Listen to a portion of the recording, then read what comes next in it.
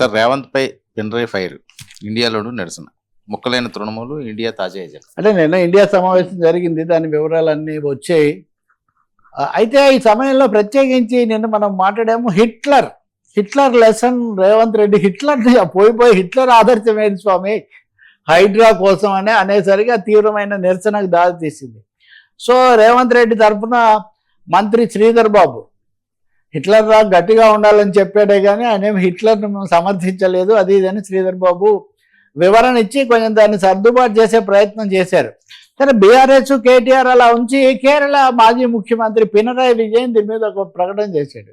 మీకు గుర్తుంటే రేవంత్ రెడ్డి ఎన్నికల ప్రచారం కోసం పోయి అక్కడ బీజేపీ కన్నా ఇతరుల కన్నా పినరాయి విజయన్ మీద చాలా మాట్లాడడము, ఆయన మళ్ళీ కౌంటర్ ట్వీట్ చేయటం అది జరిగింది. సో పినరాయి విజయన్ నిన్న రేవంత్లో నిజంగా ఫ్యాసిస్ట్ లక్షణాలు పుష్కలంగా ఉన్నాయి, అందుకనే ఇవన్నీ కూడా మాట్లాడుతున్నాడు, హిట్లర్ను తీసుకొని రావటం ఏంటి అన్న పద్ధతిలో ఆయన చాలా సూటిగా నిశితంగా ఒక ఇది ప్రకటన చేశారు ఆయన. దీనికి తగినట్టే ఇండియా సమావేశం జరిగినప్పుడు కూడా డిఎంకే వాళ్ళంటే మమ్మల్ని వదిలేసి వెళ్ళిపోయారు, అర్ధంతరంగా మేము రావట్లేదని వాళ్ళు దూరం అయ్యారు. కానీ సిపిఎం వాళ్ళు ఇండియాలో భాగంగా లేరు, కానీ ఇండియాతో కోఆర్డినేటెడ్గా సమన్వయంతో ఉంటారు. ఆ పార్టీ తరఫున ఆ పార్టీ ప్రధాన కార్యదర్శి ఎంఏ బేబీ లేఖ రాశారు. మీరు కేరళకు వచ్చి మేమేదో బీజేపీతో కుమ్మక్కయ్యాము అని ఎప్పుడు మమ్మల్ని తిట్టిపోశారు, ఎన్నికల ప్రచారం అంతా ఆ అంశం మీదే సాగించారు. కానీ మరి బీజేపీకి వ్యతిరేకంగా ఏర్పడే ఇండియా కూటమికి మా మద్దతు అడుగుతారు. మేము అంతగా కుమ్మక్కయ్యామని మీరు ప్రచారం చేసిన వాళ్ళు మా సహాయం ఎలా అడుగుతున్నారు? మీరు దీని మీద మీరు వివరణ ఇచ్చి ఓ సంజాయిషి ఇచ్చిన తర్వాత మనం కలిసి పనిచేద్దామని ఎంఏ బేబీ చాలా వివరంగా లేఖ రాశారు. అయితే వాళ్ళ రాజకీయ విధానాన్ని బట్టి నిన్న జాన్ బ్రిటాస్ మన జర్నలిస్ట్ ఎంపీ ఆయన వెళ్ళి ఆ సభలో కూడా పాల్గొన్నారు, ఈ అంశాలు కూడా లేవనెత్తారు. మీరు ఎక్కడ పడితే అక్కడ మీ స్థానిక అవసరాల కోసం మిత్రపక్షాలు లేకపోతే కలిసి వచ్చే వాళ్ళ మీద లౌకిక పార్టీల మీద ఇష్టానుసారం రాళ్ళేస్తున్నారు, ఇది ఐక్యతకి ఏమాత్రం దోహదపడదు అని చెప్పి వాళ్ళు చెప్పారు. సో ఈ విధంగా నిన్న ఇండియా సమావేశానికి 23 పార్టీలు వచ్చాయి, ముఖ్యమైన నిర్ణయాలు తీసుకున్నారు. కానీ కాంగ్రెస్ యొక్క తీరు అంత బాగాలేదు, మీరు మార్చుకుంటే తప్ప కుదరదని వాళ్ళు గట్టిగా చెప్పారు.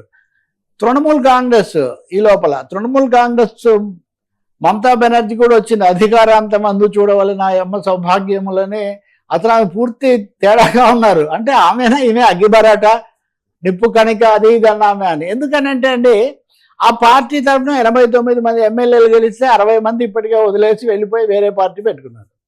అయితే 20 మంది ఎంపీలు కూడా చీలిపోయి నిన్న బీజేపీని ఎన్డీఏని బలపరుస్తామని లేఖ రాశారు. ఇది దేశ రాజకీయాల్లోనే కాదు అసలు పెద్ద గుణపాఠం కూడా. ఇప్పుడు పినరాయి విజయన్ కూడా ఓడిపోయాడు, కానీ కేరళ సిపిఎం కానీ ఎల్డీఎఫ్ కానీ ఏమి అవ్వాల. ఆయన గతంలో లాగే మాట్లాడుతున్నా, ఆయన మీద నిన్న ఈడీ దాడిని కూడా వాళ్ళు ఖండిస్తున్నారు. సో తేడా ఏంటి? సో నిన్న తృణమూల్ కాంగ్రెస్ ఆమె అధినేత్రి సోనియా గాంధీ కూర్చొని మాట్లాడడం అవన్నీ మనం చూస్తాం. కానీ బీజేపీలోకి 20 మంది వెళ్ళిపోయారంటే గతం నుంచి వీళ్ళ మధ్య నిజంగా ఏదైనా ఉంటే వాళ్ళకు ఉండాలి, ఎందుకంటే ఆ పార్టీ వాళ్ళందరూ దీంట్లోకి వచ్చారు కాబట్టి. తృణమూల్ కాంగ్రెస్ కథ అది ఆప్ కూడా కొంచెం అసంతృప్తిగానే ఉంది కాంగ్రెస్ మీద. వాళ్ళు కూడా ఢిల్లీలో సరైన విధానం అనుసరించలేదని ఎటకేలకు ఇండియా సమావేశం జరిగాక ఒక తీర్మానం చేశారు, ఈ సర్ అనేది ఉపయోగించి మీరు ఎన్నికల్లో మాయాజాలం చేస్తున్నారు ప్రత్యర్థులను ఓడించడానికి, ఈ విషయం మేము భారత ప్రధాన న్యాయమూర్తికి లేఖ రాయాలి అని ఇండియా కూటమి నిర్ణయించింది. అలాగే నీట్, ఈ సిబిఎస్ఈ అవకతవకలు వీటన్నిటి మీద. కాబట్టి బయట పార్లమెంట్లో కలిసి పనిచేయాలి, బయట కూడా చేయాలని ఖచ్చితమైన నిర్ణయానికి వచ్చారు. కాంగ్రెస్ ఏం చేస్తున్నది ఒక సమస్య, ఎందుకంటే అఖిలేష్ యాదవ్ లాంటి వాళ్ళు మీడియాకి చెప్పారు, మన ఎన్నికల్లో ఓడిపోయాక మా మీద ఒత్తిడి పెరుగుతుంది, మీరు ఎందుకు ఇంకా కాంగ్రెస్తో ఉన్నారు ఇట్లాంటివన్నీ అని వాళ్ళు అంటున్నారు. సో దేశ రాజకీయాల్లో రెండో కూటమి ఈ విధంగా. ఇప్పుడు తృణమూల్ కాంగ్రెస్ వీళ్ళందరూ కలిసినందువల్ల పార్లమెంట్లో రాజ్యసభలో బలం పెరిగి ఈ డీలిమిటేషన్ నియోజకవర్గాల పునర్విభజన పెంపు అన్నది మోదీ ప్రభుత్వం ముందుకు తీసుకొస్తుంది అని అందరూ భావిస్తున్నారు. అదే జరిగితే ఇప్పుడు వీళ్ళ సంఖ్యాబలం తగ్గిపోయింది, చాలా పార్టీలు ఓడిపోవడం వల్ల సంఖ్యాబలం తగ్గిపోయింది.